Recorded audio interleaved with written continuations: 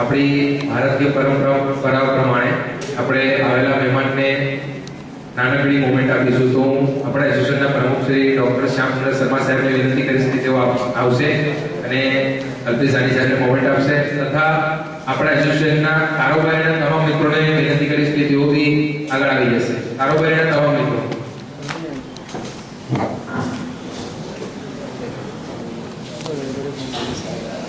એસોસિએશનના કારોબારીના તમામ મિત્રોને વિનંતી કે આગળ આવશે.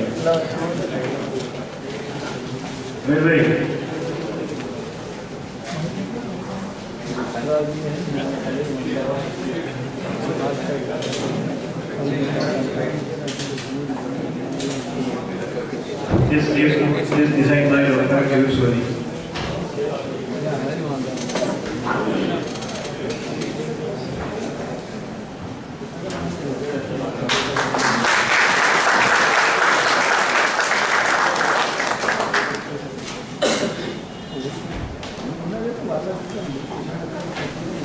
Thank you very much.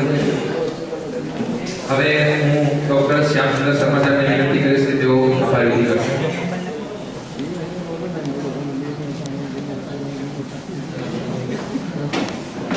Hello, મારે સ્ટેજ ઉપર પડવું પડશે કારણ કે સાહેબની હાઈટ અને મારી હાઈટ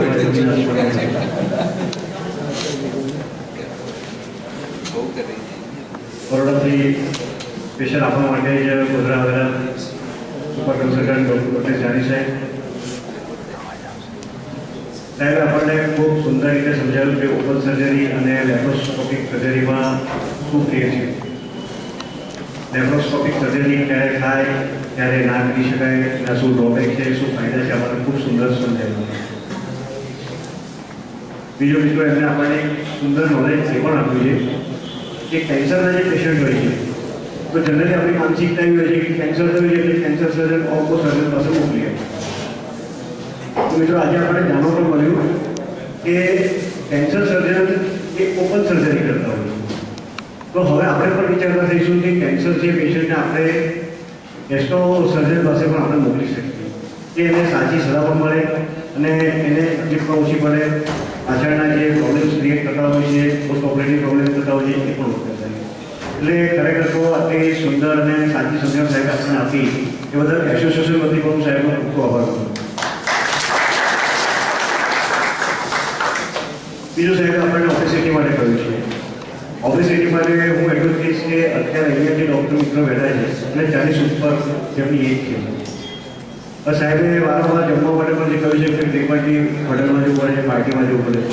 તો આપણે પણ મિત્રો અહીંયા વારંવાર મળ્યા છીએ અને કોઈનું વજન વધે અમને પ્રેમ ના કરતા.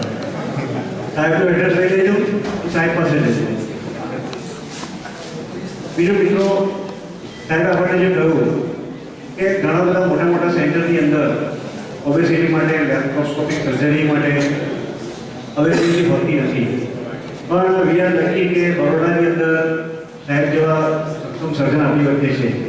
તો મિત્રો હું દરેકને નમ્ર વિનંતી કરું છું કે જ્યારે પણ સર્જરીનો વિષય આવે, જીઆઈનો વિષય આવે, કેન્સરના કોઈ પેશન્ટ હોય, ઓબેસિટી માટે આવતા હોય અને જનરલી આપણી પાસે ડાયાબિટીસના, હાઇપરટેન્શનના પેશન્ટ વધારે આવતા હોય છે અને એમાં પણ આપણને લાગે કે કોઈ પેશન્ટ ઓબેસ છે તો આપણે સાહેબને રિફર કરી શકીએ છીએ અને સાહેબ સાથે આપણે ડાયરેક્ટ કોમ્યુનિકેશન રાખી એ પેશન્ટને પણ આપણે ગાઈડ કરી શકીએ. એટલે ફ્યુચરમાં આપણે પણ સાહેબની સલાહ માર્ગદર્શન લઈ અને સાહેબને બી સહકાર આપીશું અને આપણા પેશન્ટને પણ જલ્દી સારું થાય તો આપણે પ્રયત્ન કરીશું.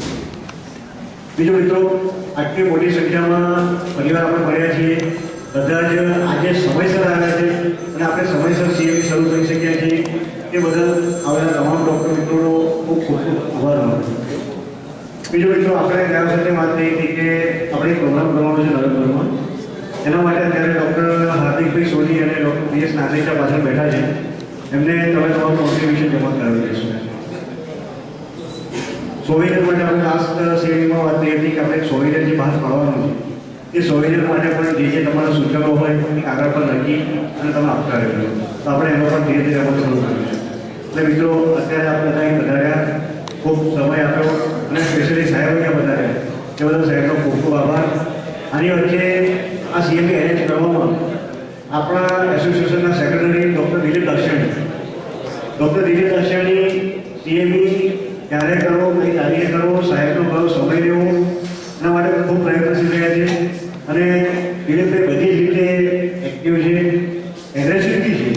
એ બદલ હું દિલીપભાઈનો પણ આભાર માનું છું. દેવરૂભાઈ આપણી સાથે હર વખતે રહે છે. ટેકનિકલ બાબત હોય, વિડીયો રેકોર્ડિંગ કરવાનું હોય, અથવા ભલે કોઈ પ્રસંગ થયો હોય પણ આપણી સાથે રહે છે. જ્યારે ગિફ્ટની વાત આવી તો દેવરૂભાઈ જાતે ગિફ્ટ ડાઉનલોડ કરી છે ઇન્ટરનેટ પરથી. એમને જાતે જ એનું સિલેક્શન કરી અને વ્યવસ્થિત બનાવી છે અને એ બધા દેવરૂભાઈનો ખૂબ ખૂબ આભાર વ્યક્ત કરું છું. Thank you very much Devrubhai. અને એસોસિએશનના મિત્રોને, કારોબારી સભ્યોને જે જવાબદારી સોંપવામાં આવી છે એમાં ઉપપ્રમુખ શ્રી મહંમદભાઈ, આટલા સાહેબ, દિનેશભાઈ, મયુરભાઈ ચકાણી એમને પણ પોતાની કામગીરી ખૂબ સારી રીતે નિભાવી છે. એ બદલ દરેકનો ખૂબ ખૂબ આભાર માનું છું. કારોબારીના તમામ મિત્રો, ડૉક્ટર મિત્રોનો ખૂબ ખૂબ આભાર. Thank you very much. હવે આપણે ઇન્ડિવિજ્યુઅલ ડિનર તરફ જઈશું. Thank you. પણ બધા ધ્યાન રાખીને